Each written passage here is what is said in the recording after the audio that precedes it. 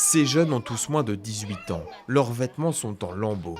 Sur leurs jambes, leurs bras et même leur visage, des plaies qui n'ont visiblement pas été soignées. Leurs regards témoignent de leur épuisement. S'ils sont dans un si piteux état, c'est que ces jeunes hommes, à peine sortis de l'adolescence, ont vécu un calvaire. Comme beaucoup de jeunes Burundais, ils ont abandonné leur famille et l'école, direction la Tanzanie pour travailler dans des champs exploités illégalement dans des forêts protégées à 150 km de la frontière. Désiré raconte les conditions d'exploitation qu'il a subies. Le patron nous a conduits dans la forêt, on vivait là. On mangeait seulement de la pâte et on travaillait beaucoup. Il faisait froid et il y a des animaux sauvages. Dans notre hutte, on était 12 et on puisait de l'eau à la rivière. Des moustiques grouillaient, on travaillait tous les jours de 5 heures du matin jusqu'à 17 heures. L'exploitant tanzanien lui avait promis un salaire de 40 shillings, soit un peu plus d'1 centime d'euro, qu'il n'a jamais perçu.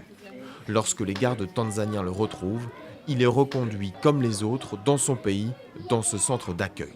Une fois arrêté, tu ne manges pas, tu es battu et on te transfère à Kasulu.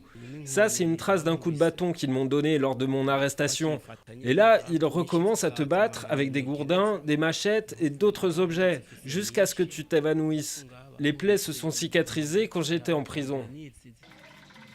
La famille qu'il héberge en attendant qu'il retrouve ses parents a peu de moyens pour le nombre toujours croissant de jeunes à recueillir.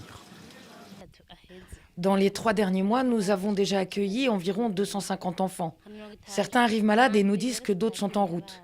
Et nous n'avons pas toujours les moyens de les nourrir, ni assez d'espace pour dormir, ni suffisamment d'habits.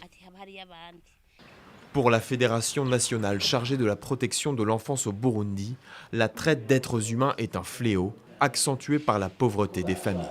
L'enfant n'est pas bien nourri, l'enfant n'est pas bien soigné, l'enfant n'a même pas le paix pour sa propriété, donc il préfère aller chercher de l'argent.